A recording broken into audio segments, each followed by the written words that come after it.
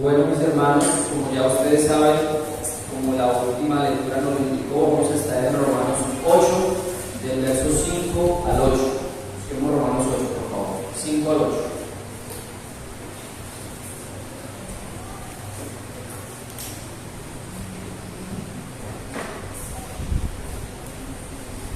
Cuando una persona que no ha tenido de pronto un estilo de vida saludable, por ejemplo, una persona que ha fumado mucho, ¿verdad? Estas personas al final de su vida o en su etapa adulta sufren problemas derivados al fumar mucho. Les da cáncer de pulmón, no pueden respirar, tienen que respirar con un respirador artificial. Y cuando van al médico, el médico les dice, mire, si usted quiere vivir un poco más, usted tiene que cambiar su estilo de vida, ¿verdad? Tiene que empezar a comer más saludablemente. Entonces el médico le va a decir, mire, estos alimentos tienen que consumir, tienen que dejar el cigarrillo, tienen que dejar ese tipo de actos o de cosas que perjudican su salud. Es decir, esa persona, si quiere vivir más, tiene que cambiar sus hábitos por unos hábitos saludables. ¿Cierto que sí? Entonces, el cristianismo es la misma historia. Si usted quiere vivir, si usted quiere tener vida eterna, usted tiene que cambiar sus hábitos, su estilo de vida. Y eso empieza por su pensamiento. Una persona a la cual le dicen que cambie sus hábitos de vida, es decir, sus acciones, primero tiene que cambiar su pensamiento. De lo contrario, de nada servirá, porque todo lo que haga será en vano. Todas nuestras acciones, todo lo que nosotros hacemos, cada vez que yo estoy haciendo este movimiento, cada vez que yo estoy hablando, es una orden que primero pasa por el cerebro, por mi pensamiento. De la misma manera, en la forma en como nosotros actuamos, es de acuerdo a lo que hay acá, en nuestro pensamiento. Ahora yo me pregunto, ¿cómo nosotros cultivamos nuestro pensamiento, nuestra manera de pensar, para que nuestras acciones o lo que nosotros hagamos estén de acuerdo a lo que está aquí? Y de qué nosotros nutrimos nuestro pensamiento y en continuamente nosotros en qué pensamos. O como decía ahorita Colosenses en la escritura, en la palabra que nos leyó nuestro hermano Mauri, dice que debemos estar concentrados, dice otra versión, una nueva versión internacional, concentrados en las cosas de Dios. Y esta palabra concentrado viene a mi memoria un juego que es el ajedrez, que Arnold lo conoce muy bien. Y yo creo que cuando Arnold está jugando y está pensando en mover cada pieza, él tiene que tener concentración. Yo creo que él no está pensando por allá, ay, como mi país me pesca, tengo una tarea que hacer, ay, mi mamá me está esperando. No, él está concentrado en su juego y tiene su mente puesta ahí. Y de acuerdo en lo que él se concentre y de acuerdo en lo que él piense, va a ser su próxima movida. Él está mirando y está analizando el juego. De igual manera nosotros también. Nosotros tenemos que estar, cuando Cristo le dice a sus discípulos, velad y orad, no le está diciendo quédense despiertos por quedarse despiertos, trasnochen toda la noche. No, velen, es decir, tengan la mirada puesta en dónde, en mí, es decir, en la escritura, porque de esa manera usted va a estar alerta, porque va a saber cómo actuar, cómo hacer la voluntad de Dios. Y claro, por supuesto, orar. Esa es la manera, llenar nuestro pensamiento de Cristo, de su palabra, meditar en ella, andar en ella, concentrarnos en ella, que esa sea nuestra orientación básica en nuestra vida, porque depende de cómo usted piense, de la misma manera usted actúa. Por eso dice la palabra, de la abundancia del corazón habla la boca. Pero el corazón no está hablando de algo en particular, algo de carne, no, que nosotros digamos el corazón, no, el corazón en la cultura hebrea era visto como un todo, toda la parte del ser humano, toda su mente, todo lo que es, todo lo que absorbe mentalmente. Entonces, con esta idea quiero que la tengamos aquí en mente. ¿Qué gastamos o en qué ocupamos nosotros nuestro tiempo, nuestra energía? ¿Qué desgastamos nuestra vida? Y para entrar un poco en contexto, recuerden que empezamos la serie de Romanos 8 y sermón pasado fue de Romanos 1 al 4, donde decíamos que no hay condenación, era una gran verdad, era una afirmación salvadora que nos llena de un refresco, que nos llena de un aire puro, de salvación, de que la condenación no será efectiva contra nosotros, porque ya hubo otro que fue condenado por nosotros. No quiere decir, el hecho de que nosotros hayamos sido perdonados no quiere decir de que ya se perdonaron esos pecados y no le fueron cobrados a nadie, se olvidaron. No, esos pecados en sí no es que hayan sido perdonados, es decir, es que otro los pagó por usted y por eso se los perdonaron, pero la condenación fue ejecutada, el castigo fue ejecutado. Recuerden lo que leía ahorita Pablo, dice que la ley, ¿cierto?, exige un castigo por el pecado. La paga del pecado es la muerte, y ese pecado o esa paga, ¿cierto?, se la cobraron a Cristo. Cristo pagó, por eso fue condenado, porque la ley seguía un castigo y el castigo fue sobre Cristo. Entonces en Romanos del 1 al 4 nos habla de que no hay condenación, de que estamos libres por el Espíritu de Dios, y nos dice, bueno, ¿cómo logró esto? A través del sacrificio de Cristo, que vino y se hizo como un ser humano para cumplir el castigo, para cumplir lo que exigía la ley. Ahora bien, ya sabemos de que somos libres en Cristo Jesús, de que somos creyentes, ¿verdad? Entonces nosotros, ¿cómo administramos esa libertad? ¿En qué nos ocupamos? ¿En qué nos ocupamos? Y vamos a leer Romanos 8, del 5 al 8. Ustedes me siguen ahí, Romanos 8, del 5 al 8. Esto es una continuidad, ¿no? Esto no es que ahora Pablo esté hablando de otra cosa diferente, no, está hablando de lo mismo, sigue una centralidad, un tema, como lo es toda la Biblia, ¿no? La Biblia es transversal, habla de un solo tema. Dice así la palabra de Dios, dice, porque los que son de la carne piensan en las cosas de ¿qué? De la carne, pero los que son del Espíritu en las cosas del Espíritu, ¿verdad? Hay una diferencia, ya vemos un paralelo. En los que piensan en las cosas de la carne, es decir, piensan solo y se dejan designar por la naturaleza caída, o por los que son nuevas criaturas nacidos en Cristo Jesús. El 6 dice, porque el ocuparse de la carne es muerte, pero el ocuparse del Espíritu es vida y paz. Otra vez, que hay un paralelo. Y continúa el 7, por cuanto los designios de la carne son enemistad contra Dios, porque no se sujetan a la ley de Dios ni tampoco pueden, y los que viven según la carne no pueden agradar a Dios. Entonces en el versos 7 y 8 ya hay una continuidad de qué es lo que sucede con el que piensa en continua maldad. Ahora, el que piensa en continua maldad no es el que está pensando solo a quién voy a asesinar, a quién voy a matar, a quién voy a mentir. No. Pero el solo hecho de que usted no crea en Cristo como único suficiente salvador, de que desconfíe de su provisión, de que no sepa quién es Él, ya está en los designios de la carne y ya está en continua maldad. Porque o se está en contra de Dios o se está con Dios. No hay otro bando, no hay aguas tibias, o es blanco o es negro. Esa es la verdad absoluta. Ahora bien, porque los que son de la carne piensan en las cosas de la carne, es decir, su mente está dominada por todo lo que desea su carne.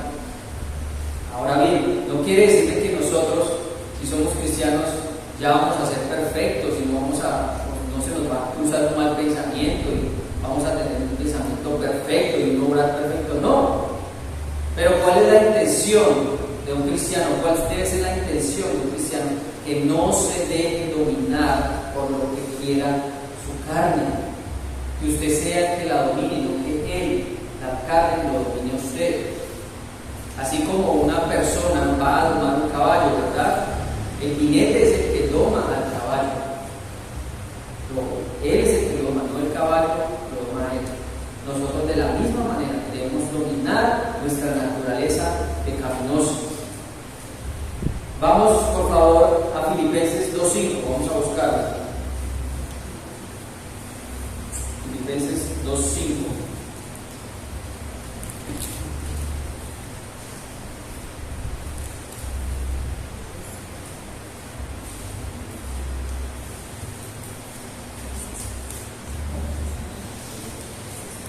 Ahora bien, aquí hay una comparación, ¿no? Y con el que nos comparamos, que es digno de comparación y que es perfecto, es con Cristo Jesús, que nos debemos comparar. Dice el 2.5, dice, en la versión nueva, versión internacional, dice, la actitud de ustedes debe ser como la de Cristo Jesús.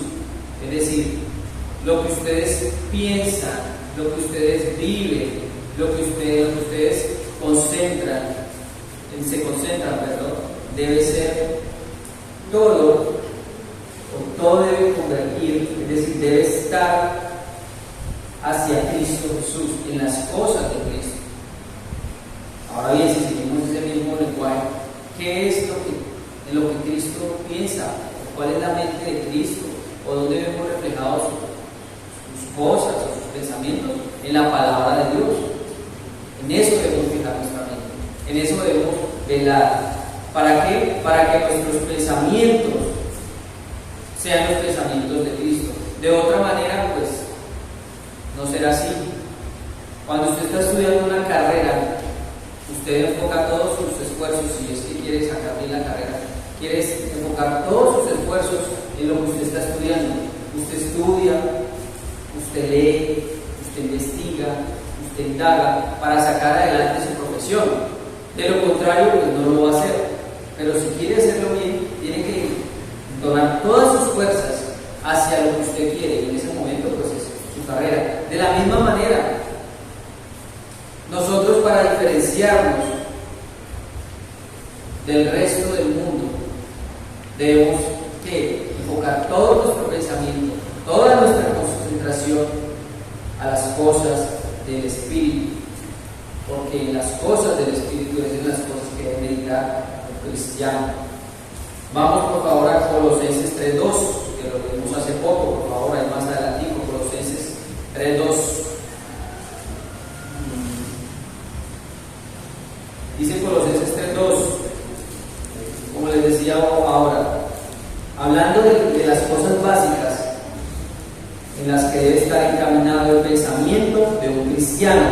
Dice, nueva versión internacional dice, concentren su atención en las cosas de arriba, no en las de la tierra. Concentren su atención en las cosas de arriba, no en las de la tierra. Y en Mateo, ¿qué dice?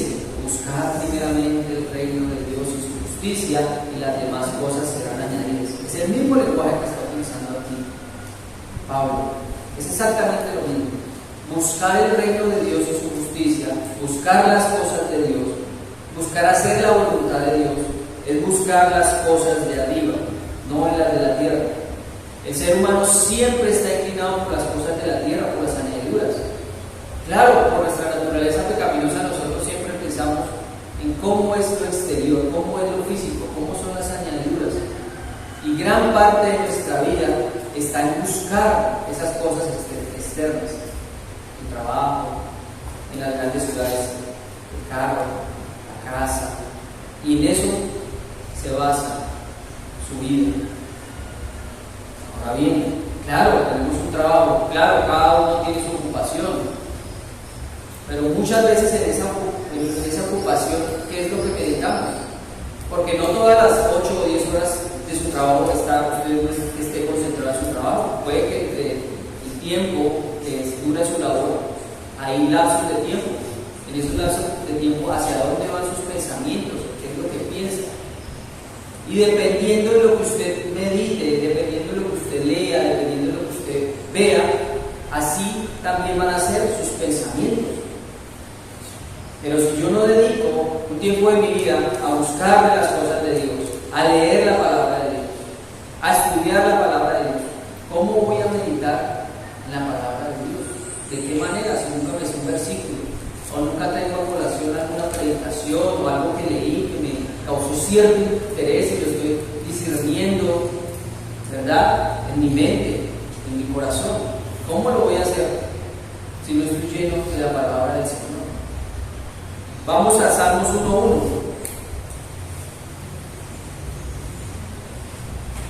Y eso ustedes lo conocen mucho y hemos andado mucho por ese versículo.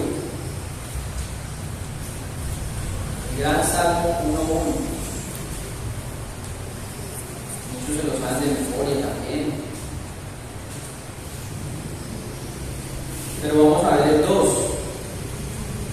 Dice así la bendita palabra de Dios, dice, sino que en la ley del Señor se deleita, ¿cierto? Y día y noche medita en ella.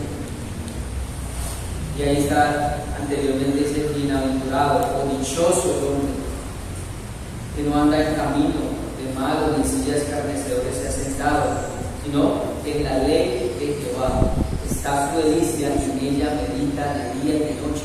Medita de día y de noche, en todo tiempo. Y dice la palabra que es bienaventurado, que es dichoso. ¿Por qué? Porque está en la ley de Dios, en la Biblia. Pero si no somos llenos de conocimiento de Dios, no podremos meditar en la palabra de Dios. Depende de lo que haya en su ser interior. Depende de eso, también depende en cómo usted se desenvuelva, cómo usted actúe. Si usted está lleno de la palabra de Dios, si usted conoce la palabra de Dios, muy seguramente va a poder meditar en eso. Porque usted en lo que medita es lo que le gusta. Si a usted le gusta la pesca, voy a pensar sobre pesca. Si a usted le gustan los programas de televisión, va a pensar en los programas de televisión, porque eso es su pasión. Entonces debemos apasionarnos por la palabra de Dios, para que se vuelva algo que siempre esté en nuestra cabeza y siempre podamos meditar de día y de noche. Porque los que son de la carne piensan en las cosas de la carne. ¿Por qué? Porque esa es la disposición terrenal nuestra, esa es la disposición del ser humano, empezar en las cosas de aquí. Siempre. Vamos a Filipenses 3:19.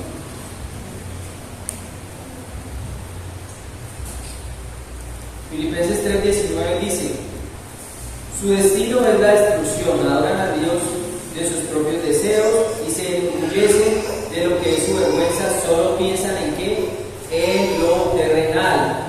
¿Y el destino cuál es? La destrucción. Si nosotros seguimos pensando en las cosas terrenales, si seguimos viviendo para las cosas inmediatas, para la inmediatez de este mundo, vamos a acarrear ¿qué? Destrucción y condenación eterna. Porque es que si ustedes se ponen a analizar, hermanos, la vida es un ratico, la vida es un momento, es algo corto. Pero el ser humano piensa que es algo que nunca va a acabar. ¿Por qué? Porque el ser humano nunca piensa en la muerte. Pero si nos seguimos de acuerdo a los lineamientos de lo que dice la palabra de Dios, dice que el cielo, es decir, la muerte no es el final, sino que es un principio, ¿verdad? De algo que eterno, de la inmortalidad de nosotros y de nuestra carne.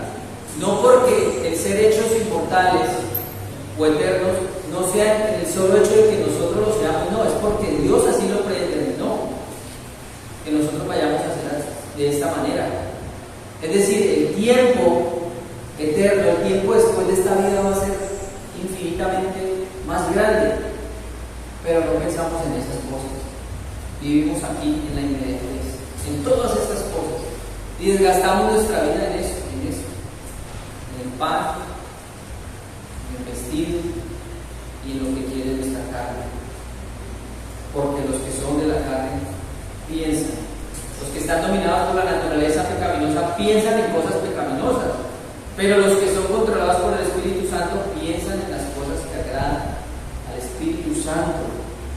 Los que son del Espíritu, en las cosas del Espíritu Santo piensan. Vamos a Salmo 119, por favor. Salmo 119, 55.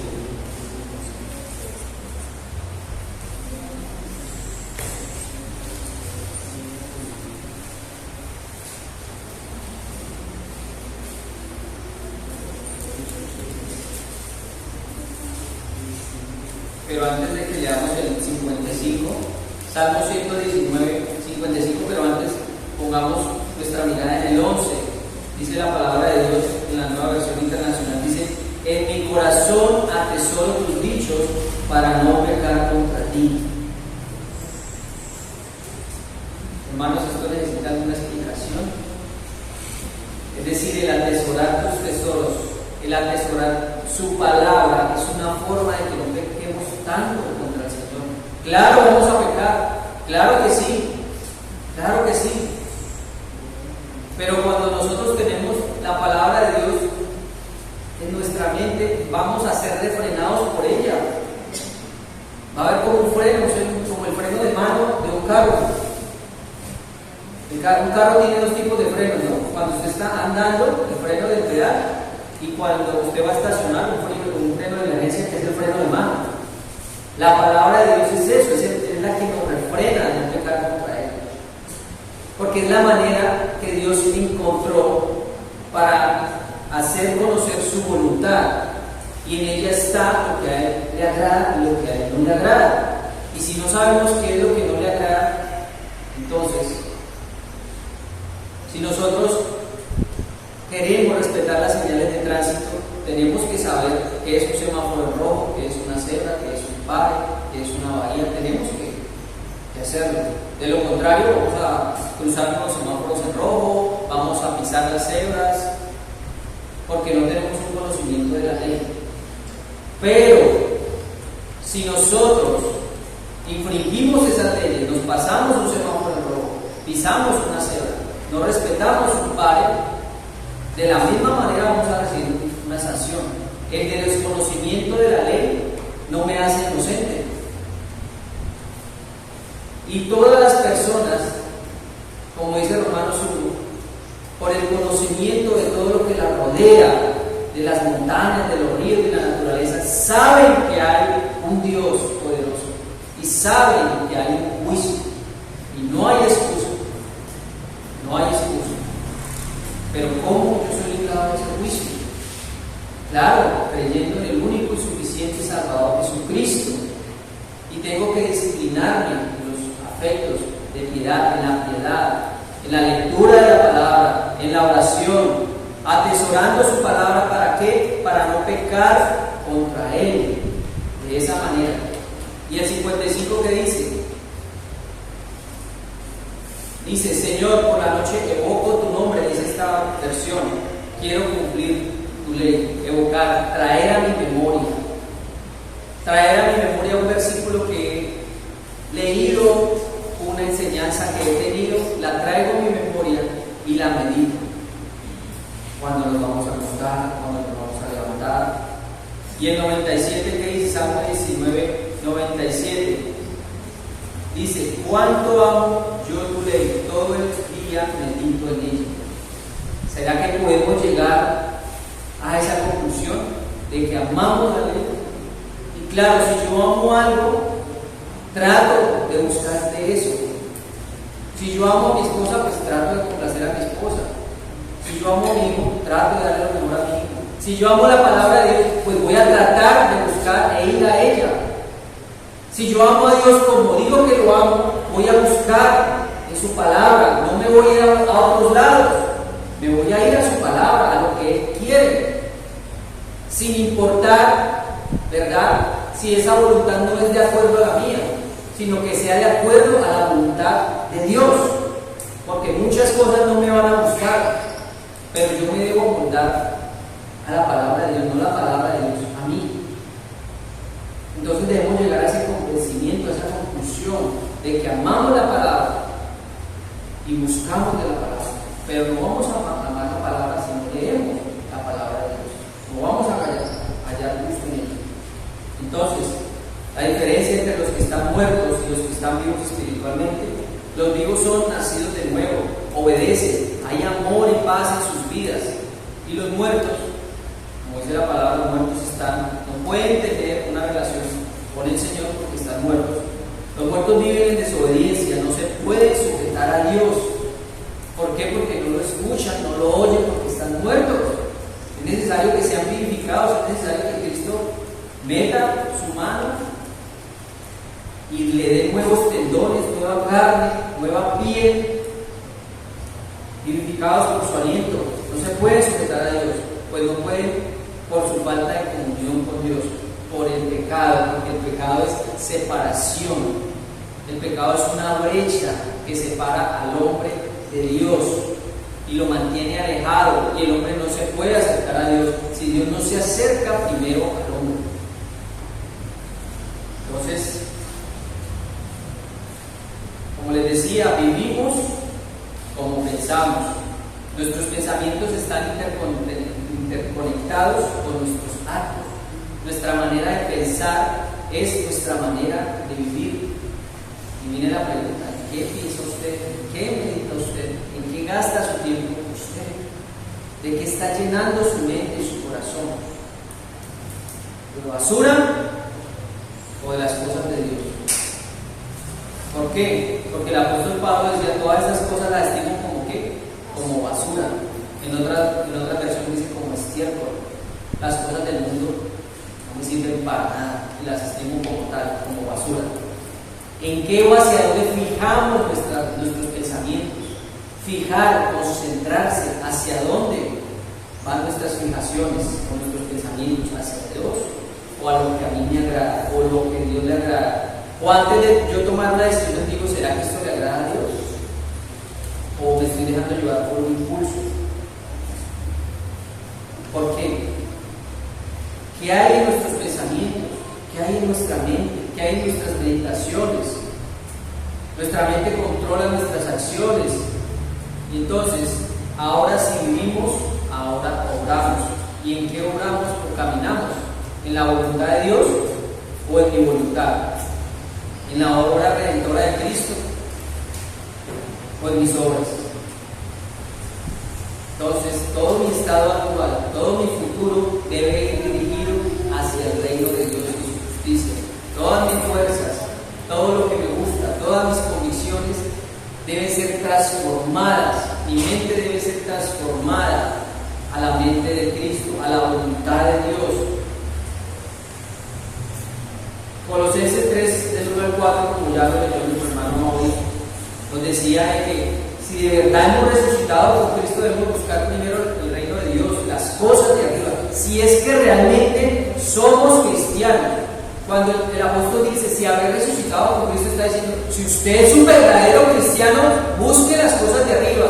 Si usted no está buscando las cosas de arriba, si usted no está meditando en la ley de Dios, hágase la pregunta: ¿soy un cristiano real?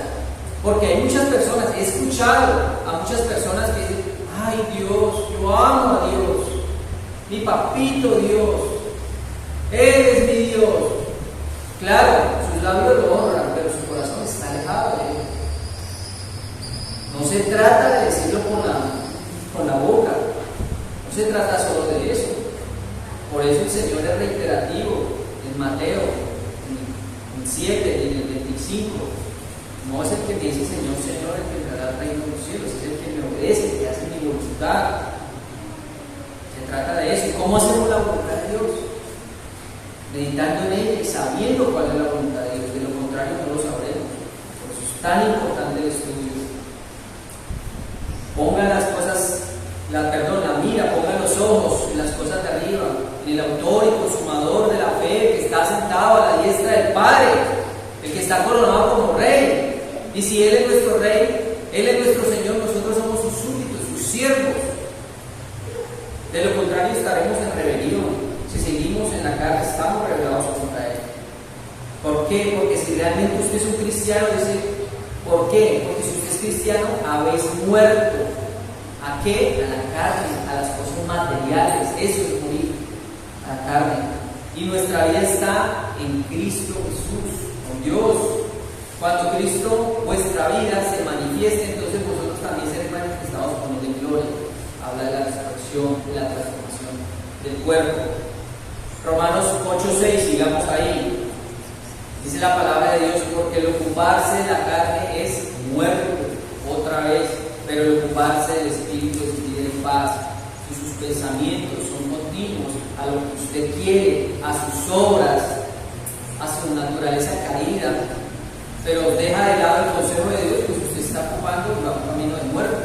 Aunque para el hombre parezca un camino de vida, para Dios es un camino de muerte. Entonces, vivimos para el cuerpo. ¿Cuál es la visión de la carne? ¿Qué es lo que le gusta a la carne? Claro, ¿qué es lo que le gusta a la carne? Quedarse todo el día viendo Netflix, sin nada, la palabra deporte que a mí me gusta. Ahora, todo en la vida cristiana es un equilibrio. No estoy satanizando cosas ni nada por el estilo. Si a usted le gusta el deporte, haga su deporte. Si usted de vez en cuando quiere ver una película, pues que edifique, ¿no? Hágalo. Pero que no desvíe su atención y que no quite su mirada de Cristo. Lo primero tiene que ser Cristo. Lo primero que usted debe buscar al levantarse debe ser Cristo. Su vida debe ser regida por Cristo. No se trata de lo que a mí me gusta, no se trata de lo que a mí me complazca, se trata de lo que a Dios le guste y lo que a Dios le complace. El ser humano está envanecido, ha perdido su tiempo diciendo, bueno, ¿cuál es mi propósito? ¿Qué es lo que a mí me gusta? ¿Cómo debo comportarme? ¿Qué debo hacer? Pero para que el ser humano se conozca a sí mismo, no es busca en tu interior, siempre le hicieron las películas, ¿no? Busca en tu interior, escucha tu corazón.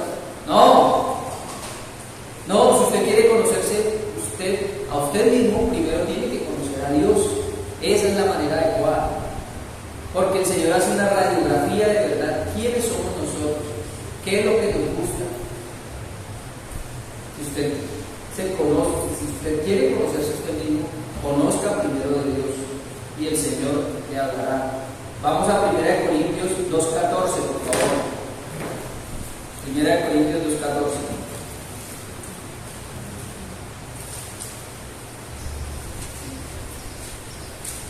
Dice así la palabra de Dios, 1 Corintios 2:14.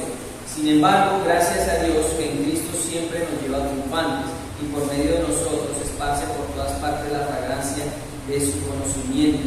Gracias a Dios que somos triunfantes en Cristo Jesús.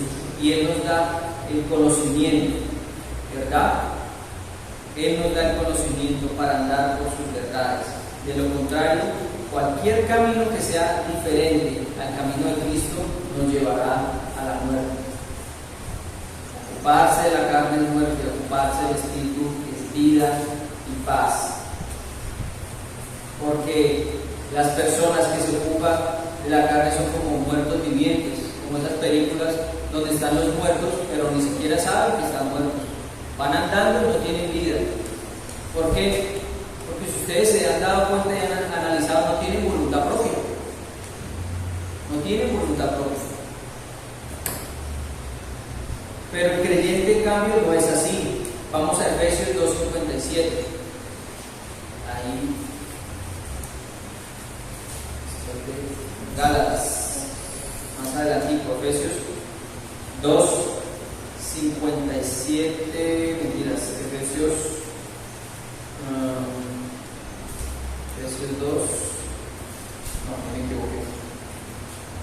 Entonces el ocuparse de espíritu y paz, el ocuparse de la carne es muerte, el ocuparse del espíritu es vida y paz. ¿Es cuál? ¿Qué dice el 2:11? El 2:11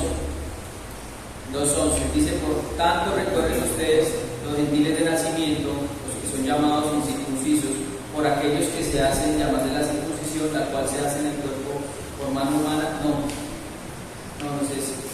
Bueno, me equivoqué. Ahora bien, la carne, la naturaleza pecaminosa, ¿verdad? Eso es de lo que hablamos cuando nos ocupamos de la carne. Y el resultado de vivir en el Espíritu Santo es vida y paz. Nuestra mente no puede ser neutral, o se es amigo de Dios o se es enemigo. El que gasta su vida en obras terrenales y solo vive para ellas es enemigo de Dios. Ahora bien, ¿cuáles son los resultados del Espíritu? ¿Cuál es el resultado del Espíritu? De que el Espíritu Santo mora en nosotros. ¿Cuál es el resultado de haber sido renovado? Soy libre y por lo consiguiente estoy vivo espiritualmente. San Juan 3:3 dice así, no lo busquen. Respondió Jesús y le dijo: de cierto te digo, que el que no naciere de nuevo no puede ver el reino de Dios. Tenemos una nueva identidad porque hemos nacido de nuevo. Somos embajadores del cielo en Cristo Jesús. La segunda, si estoy vivo ¿para quién? Para Cristo. Cristo me ha librado de la condenación para que le sirva. Cristo me ha librado de la condenación para que viva en Él. Cristo Jesús. Y esto me lleva a una pregunta: ¿en qué ocupo mi tiempo? ¿En qué ocupo mi vida? Como les decía anteriormente, claro, tenemos que trabajar, tenemos actividades que hacer, pero ¿qué es lo que ocupa? ¿Cuál es mi prioridad? Filipenses 1, del 21 al 22 dice así: porque para mí el vivir es Cristo y el morir es ganancia, mas si el vivir en la carne resulta para mí en beneficio de la obra, no sé entonces qué escoger. Pablo diciéndole a los filipenses que el vivir para él era Cristo, pero realmente eso es verdad para nosotros. Para nosotros el vivir es Cristo, o es simplemente una afirmación que hacemos pero no le damos la importancia adecuada.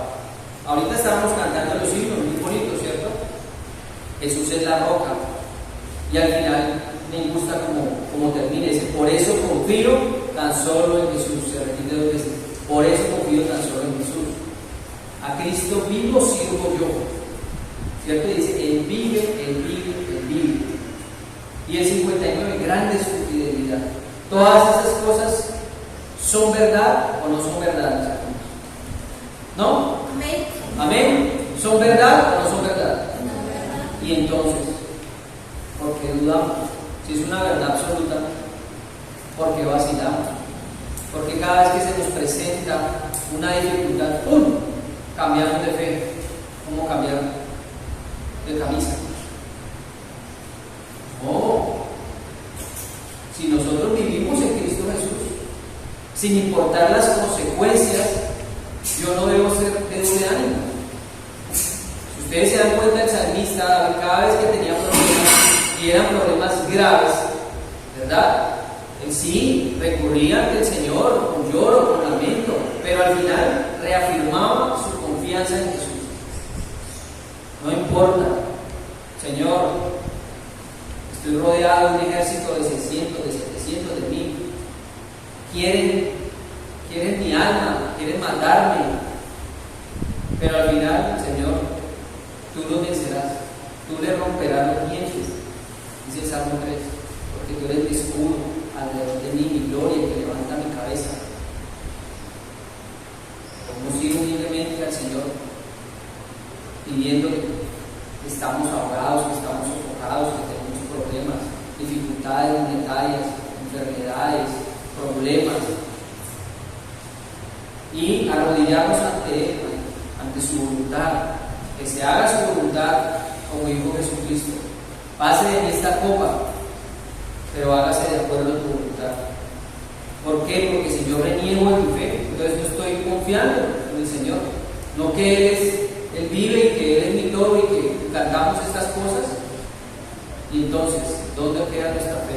Porque si vivimos para Cristo, vivimos en cualquier situación, no en las buenas, en las malas también debo vivir para Cristo. Y debo morir yo, y el morir es ganancia. Mas si vivir en la carne resulta para mí un beneficio de la obra, no sé entonces qué escoger. Y está hablando Pablo que sufrió persecución, Pablo que fue apedreado, Pablo que sabía que iba a sufrir una vida de sufrimiento, y está diciendo que el vivir es Cristo, que el vivir en la carne es beneficio para él. Una persona que ha sufrido tanto, que ha sido castigada, que ha sido apedreada, y que diga que es beneficioso para él vivir en la carne. Pero claro, mejor aún, hablando de la vida eterna, dice que el morir es ganancia. Hay un dilema de Pablo entre lo beneficioso y lo mucho mejor. Qué bueno que nosotros viéramos las cosas así. Sufro penalidades, sufro angustias, pero me es beneficioso. Claro, porque él tenía un propósito, porque el beneficio de la obra es porque él les enseñaba, él enviaba, él era padre para las iglesias. Ese era el beneficio de él. Hacer la voluntad de Dios. Nosotros no vamos a encontrar ningún beneficio en esta vida si no hacemos la voluntad de Dios. ¿Cuántas personas se suicidan diariamente en el mundo? ¿Por qué? Porque hacen su voluntad y lo que ellos quieren, y nunca van a poder llenar ese vacío. ¿Por qué? Porque no están siguiendo la voluntad de Dios. Pero la voluntad de Dios debe ser beneficiosa para nosotros. Y debe resultar beneficiosa porque conocemos cuál es su voluntad. Si hay un desconocimiento en la palabra de Dios, usted nunca va a encontrar un gozo verdadero y una paz verdadera en su vida. Va a llevar una vida vacía, va a llevar una vida envanecida, una vida frustrada, porque está viviendo de acuerdo a los deseos de su carne. Pero si usted vive realmente es un cristiano y vive para el Espíritu Santo de Dios, su vida va a ser diferente, va a ser un propósito, le va a encontrar un beneficio. De lo contrario, nada lo va a ver como un beneficio, todo lo va a ver como un castigo. ¿Por qué me pasa esto a mí? ¿Por qué me pasa esto a mí? Porque no hay un entendimiento de la voluntad de Dios. La voluntad de Dios, reitero, repito, está en la Biblia. Entonces, si usted ha obtenido la salvación por Cristo, es para que viva para Él. Su vida debe ser por en Cristo, a pesar de lo dura que fue su vida. La vida de Pablo dice que resulta beneficioso. ¿Pero por qué? Porque Él sirve a Cristo. Ese debe ser nuestro beneficio, servir para Cristo, pensar como Cristo. Hacer la voluntad de Dios no debe ser una carga, debe ser una delicia. De lo contrario sería una obra de la carne, no sería un fruto del Espíritu Santo. Otra vez, hacer la voluntad de Dios no debe ser una carga, debe ser una delicia. De lo contrario sería una obra de la carne, no sería un fruto del Espíritu Santo.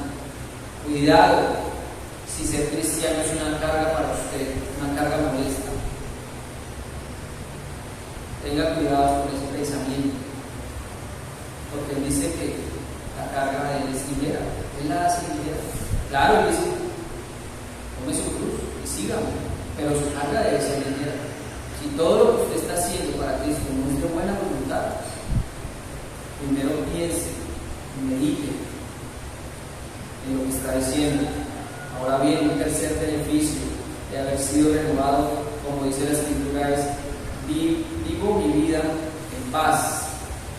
Ahora bien, la paz de la que se habla en Romanos 8:6 es un tipo de paz que es objetiva o subjetiva, es decir, y vamos a explicarlo, dice, la paz que ofrece Cristo es única, es decir, es subjetiva. La paz real solo viene de Cristo, en ese sentido es objetiva, solo viene de Él. Es unidireccional, una sola dirección. Es la única paz verdadera. Porque Él dice, yo les doy una paz no como el mundo la da, una paz real, una paz genuina, no una paz momentánea, es una paz eterna. Claro, con sus altibajos, pero es una paz verdadera, es una sola paz. Pero esa paz que Cristo nos da se manifiesta subjetivamente. ¿Qué es eso? Es decir, se manifiesta en muchas direcciones. En todos los aspectos de mi vida, en lo económico, en mi estudio, con mi familia, con mi trabajo. Esa paz se debe ver reflejada en todos estos aspectos de nuestra vida. Cristo es nuestra única paz, pero en la vida de un cristiano debe verse en todos los ámbitos, en todos los aspectos de la vida. Si usted realmente es un cristiano, si su mente ha sido renovada, usted tiene que experimentar esa paz de la que está hablando Romanos 6, porque ocuparse del Espíritu es vida y paz. Vida en Cristo Jesús, porque es una nueva criatura, y paz, porque la paz que recibimos de Cristo es única, pero manifestada en todos los aspectos de nuestra vida.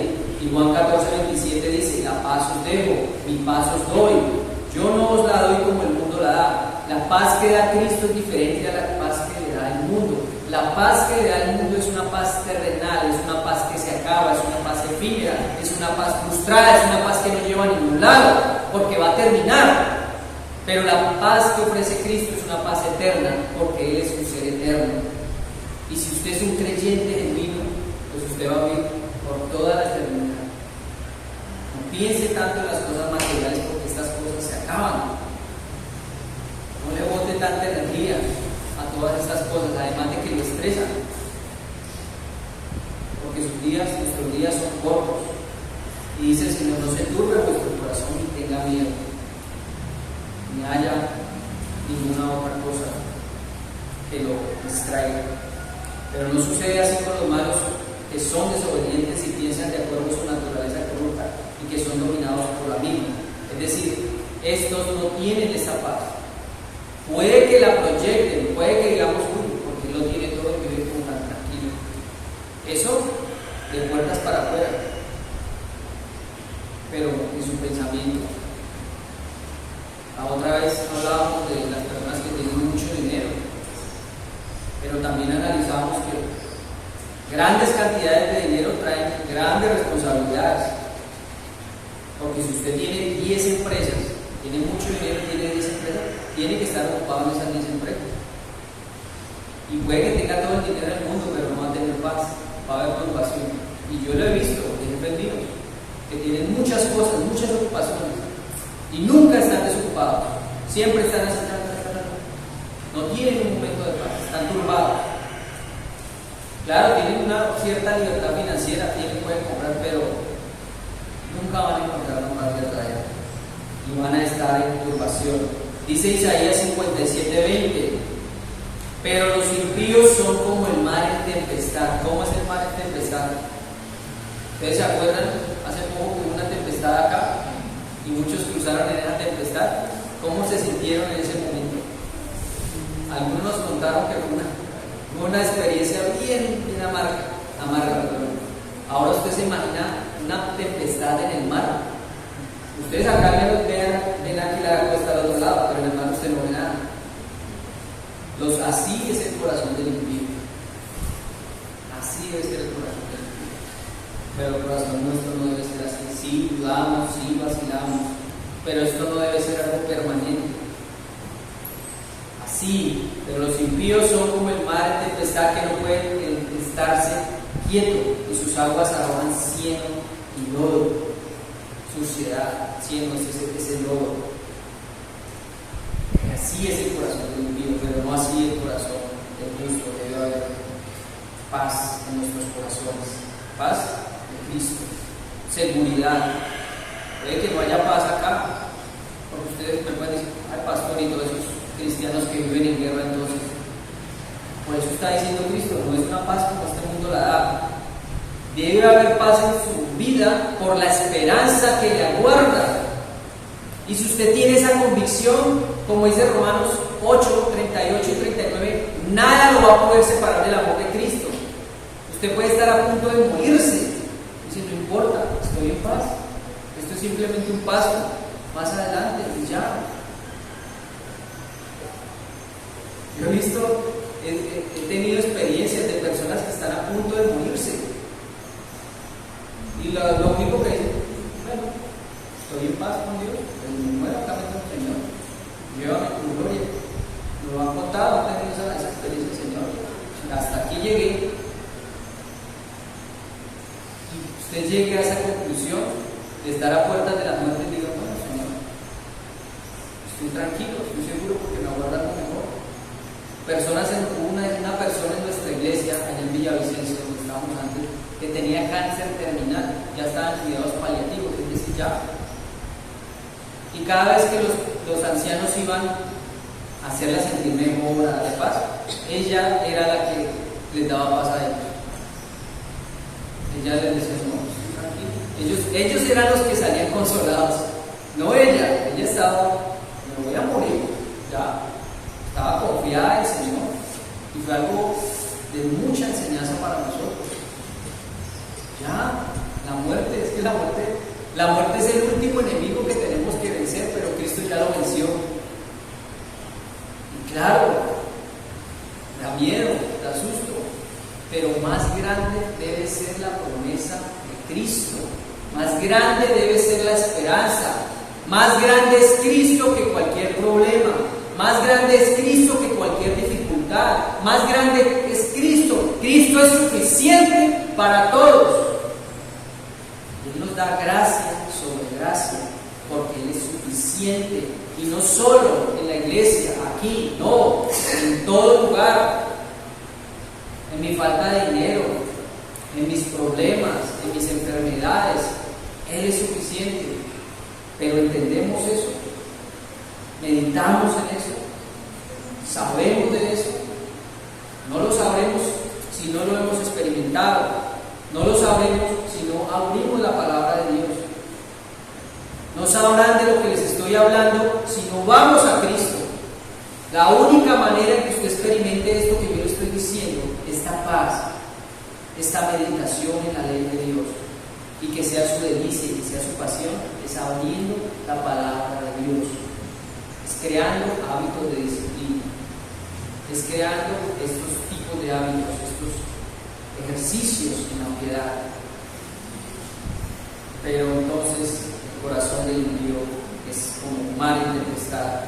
Y el versículo 7, Romanos 8, 7 dice: por cuanto los designios de la carne son enemistad contra Dios, porque no se sujetan a la ley de Dios, ni tampoco no se pueden sujetar a la palabra de Dios, no se pueden. Aún el ser más malo de este mundo puede hacer buenas acciones, ¿verdad? Pero estas no agradan a Dios, porque no hay fe de por medio, por lo tanto, no agradan a Dios. Por ejemplo, ustedes se acuerdan de Pablo Escobar. Pablo Escobar hizo todo un barrio para la gente. Y la gente, uy, qué bueno es Pablo Escobar, qué bueno. Pero ni aún esas acciones agradan delante de Dios, porque son hechas por un corazón que no cree en Dios. Es decir, su motivación es diferente. Hebreos 11:6 dice: sin fe es imposible agradar a Dios, porque es necesario que el que se acerca a Dios crea que le hay y que es galardonador de los que le buscan. Tener fe real, genuina, Dios la recompensará, remunerará, es decir, le dará a estos quienes tienen una fe en sacrificio de Cristo, que hizo posible nuestra redención. Si no existe la certeza, la convicción absoluta en la cruz de Cristo, no se podrán acercar a Él. Tienen que saber que Cristo pagó por sus pecados. De lo contrario, no se pueden acercar a Él. Una mente y una vida alejada de Dios que no tiene fe, ¿cierto? A Dios no le agrada. ¿Por qué? Como les decía, es imposible agradar a Dios sin fe. Entonces, ¿qué es tener una mente espiritual? Pensar en las cosas que le agradan al Espíritu Santo. ¿Qué piensa el Espíritu Santo? En Romanos 8:16 dice, no lo busque, el Espíritu mismo da testimonio a nuestro espíritu, es decir, el Espíritu Santo de Dios da a nuestro testimonio, a nuestro espíritu testimonio ¿de qué? De que somos hijos de Dios. Entonces, Él es el que da testimonio. En la cultura romana, para que una adopción de un hijo tuviera lugar, tenía que haber 7 testigos. 7 testigos, para que atestiguaran que esa persona iba a ser adoptada, en este caso ese niño. De la misma manera, el Espíritu Santo es nuestro testimonio de que nosotros somos hijos de Dios, de que somos adoptados, y por lo tanto tenemos entrada al cielo, porque Él es la garantía. Y el fruto del Espíritu Santo sería la mejor forma de saber si de verdad pensamos o somos de Cristo. Si hay fruto en nuestra vida, eso debe atestiguar nuestra vida de lo que pensamos. De lo contrario, si no hay frutos, muy seguramente mi mente está atrapada por los designios de la mente. Yo tengo que decir o pensar, tengo fe, pero tiene que haber un fruto en mi vida. El testigo y lo que refleja mi pensamiento, según el Espíritu Santo, es el fruto. El fruto es el testigo, es lo que dice que yo he creído. El fruto del Espíritu Santo en la vida del creyente atestigua fielmente la fe del sujeto. Entonces puedo hablar de que me ocupo del Espíritu, si realmente hay un fruto en mí, en Cristo Jesús. Entonces quiere decir que me estoy ocupando del Espíritu, en los pensamientos del Espíritu. Los pensamientos del Espíritu se centran en las cosas de Dios, especialmente en las personas y en la obra redentora del Padre y del Hijo. Entonces, ahora viene la pregunta: ¿hacia dónde fijo mis pensamientos? ¿O hacia dónde están fijados mis pensamientos?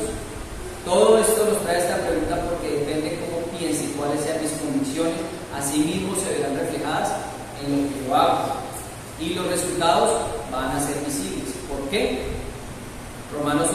dice: y los que viven según la carne no pueden agradar a Dios, están rebelados contra el Rey. Entonces, evaluemos cómo es nuestro estilo de vida. Vivo según la carne, según el Espíritu. ¿Cómo saber si lo que pienso vivo en el Espíritu o en la carne? ¿Cómo saber estos dos pensamientos? Debo saber si eso es lo que pienso. ¿Cómo sé si eso es lo que pienso? Si pienso en el Espíritu o en la carne. Cada vez que pienso algo, o tengo un deseo, o tengo un proyecto, puedo preguntarme: bueno, ¿esto me lleva a Cristo? ¿Esto le agrada a Dios? ¿Cómo? Filipenses 4:8, ya para terminar, dice: por lo demás, hermanos, todo lo que es verdadero, todo lo honesto, todo lo justo, todo lo puro, todo lo amable, todo lo que es de buen nombre, si hay virtud alguna, si hay algo digno de alabanza, en esto pensad. Ese es como un filtro. Esto es justo, esto es puro, esto es amable, esto es de buen nombre, esto es de virtud, si esto le agrada a Dios, piensen en eso. Entonces, estar dominados por la naturaleza pecaminosa trae muerte, separación de Dios eterno. Por lo tanto, esta es enemiga de Dios. ¿Por qué? Porque no puede estar o no le agrada a Dios, porque está separado. No se puede sujetar, no le puede agradar. ¿Y cuál es el resultado? La paga eterna del pecado en el infierno. Recuerden cómo iniciamos. La ley exige un pago. El pago que exige la ley por el pecado es la muerte. Usted puede pagar, ¿cierto?, por sus obras en el infierno.